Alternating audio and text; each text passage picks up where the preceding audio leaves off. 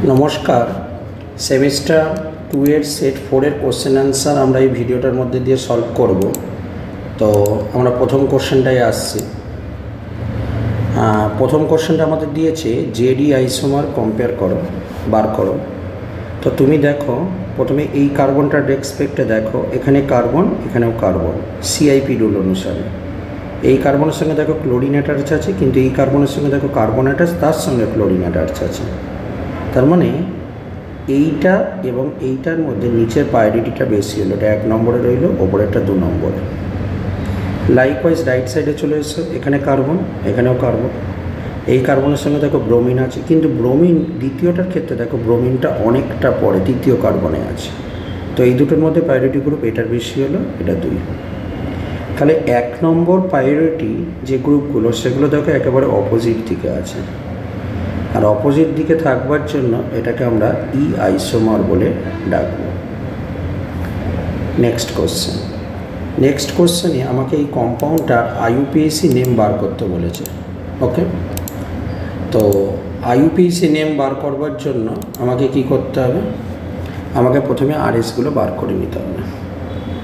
ঠিক আছে, তো এইটার নাম্বারিং করে এটা 1, এই দিকটা 2, এটা 3, এটা হলো 4, 1 2 3 ক্লকওয়াইজ ঘুরছে এবং 4 ব্যাকে, মানে এটা আর। ঠিক তেমনি এই দিকটা এটা 1, এটা 2, এটা 3, এটা 4, তো 1 2 3 অ্যান্টি ক্লকওয়াইজ ঘুরছে, তার মানে এটা হলো এস। তো এটা আর এটা এস তো পেয়ে গেলাম, তার মানে মাঝখানে কার্বনটা দেখো সিউডো অ্যাসিমেট্রিক কার্বন, তো এটার আর এসটাকে স্মল দিয়ে দেখানো হবে, তাই তো।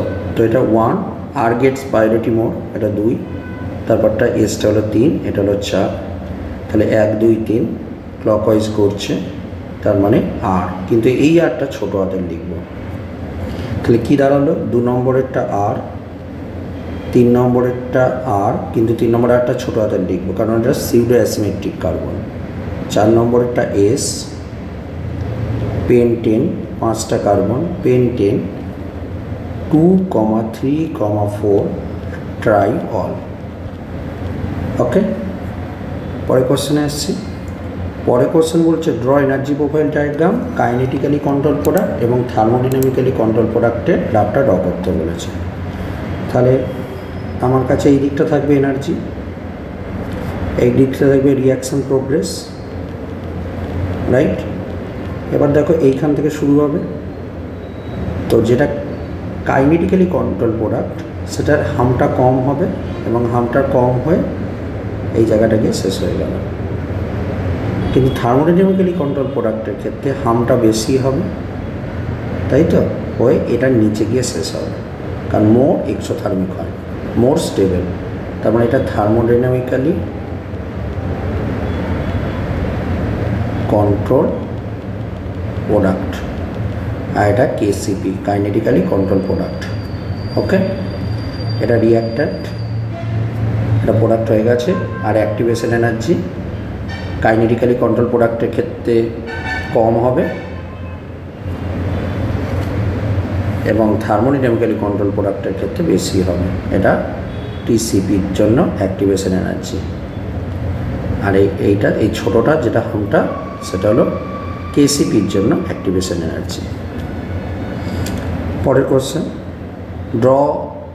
গ্রাফটা ড্র করতে বলেছে। তো দেখো আমরা এই গ্রাফটাকে ড্র করবার জন্য কি করব, তো গ্রাফটাকে ড্র করছি যখন, তখন আমরা আগে মেকানিজমটা দেখে নিই। এরকমভাবে এই প্রোডাক্টটা তৈরি হয়েছে, রাইট। এবার দেখো এটা যেহেতু ইন্টারমিডিয়েট, তার মানে এনার্জিটা হাই হবে। ঠিক আছে, তাহলে যদি আমি গ্রাফটা ড্র করতে যাই, এটা এনার্জি, এটা রিয়াকশান প্রোগ্রেস, এখান থেকে শুরু হলে এই জায়গাটা এরকম ডবল বন্ড CH2 থাকবে, আর এই যে ইন্টারমিডিয়েটের এনার্জিটা হাই হবে, এখানে হাইতে রইল। ঠিক আছে, আর এই হামটা আসবে এরকম। ঠিক, এইটা হলো তোমার কাছে কি ট্রানজিশন স্টেট। এবার বলেছে according to the Hammond postulate command on transition state. তাহলে খেয়াল করে দেখো এই যে ট্রানজিশন স্টেট সেটা ইন্টারমিডিয়েটের এনার্জেটিক্যালি ক্লোজ রয়েছে, তার মানে টিএসটা হবে ইন্টারমিডিয়েট লাইক, ইন্টারমিডিয়েটের মতন। ওকে, পরেরটা আসছে।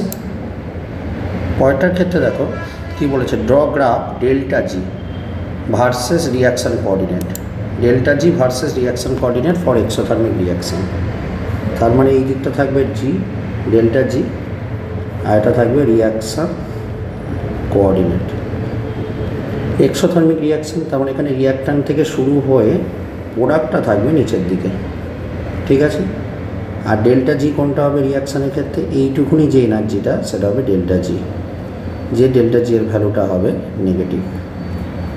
ওকে, তো এইটা হবে তোমার কাছে রিয়াক্ট্যান্ট, এটা হবে তোমার কাছে প্রোডাক্ট, ঠিক আছে।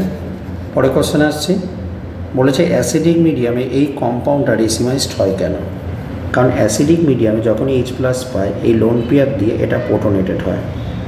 এখন প্রোটোনেটেড হলে কেমন দেখতে হচ্ছে, প্রোটোনেটেড হলে দেখতে হচ্ছে এখানে OH+, এটা হলো CH3, ঠিক আছে, আর এটা হলো CH3, এটা হলো PH, এটা ডট ডট দিয়ে H। এবার কী করবে এটাকে টটোমারিজম করবে। টটোমারিজম করলে কেমন দেখতে হচ্ছে, CH3 C PH, এটা ডবল বন্ড কার্বন CH3, এটা OH। এবার এটা হলো, এটা কি ফর্মে ছিল, কিটো ফর্মে ছিল, এটা হলো ইনল। এবার টটোমারিজমের রুল হচ্ছে আবার ইনল থেকে কিটোতে আসবে, যখন আবার ইনল থেকে কিটোতে আসবে তখন এই দিকের বন্ড ওপেন হতে পারে অথবা এই দিকের বন্ড ওপেন হতে পারে। ওকে, তার মানে তখনই এটা কী হবে, রেসিমাইজড হয়ে যাবে। ক্লিয়ার? পরে কোশ্চেনে আসছে। পরে কোশ্চেনটা বলেছে what is the enantiomeric excess of, বলেছে 12 এত মোল আর আইসোমার এবং 3.2 এস আইসোমার। তাহলে ইনএনসিওমারিক এক্সেসটা কত তৈরি হবে, ঠিক আছে। তাহলে পার্সেন্টেজ অফ ইনএনসিওমারিক এক্সেস কত হয়, R - S divided by R + S into 100। Okay, তার মানে ওপরটা কী হবে, ওপরটা এই দুটোকে মাইনাস করব, 12.8 - 3.2 ডিভাইডেড বাই 12.8 + 3.2 ইন্টু কত হবে, ইন্টু 100, রাইট। মড ভ্যালু মানে যাই ভ্যালু আসুক না কেন আমি পজিটিভ ভ্যালুটা নেবো। ওকে, তো অ্যান্সারটা বেরোবে 60%। কোশ্চেন নাম্বার 8 বলেছে মোর স্টেবল র্যাডিক্যাল কোনটা।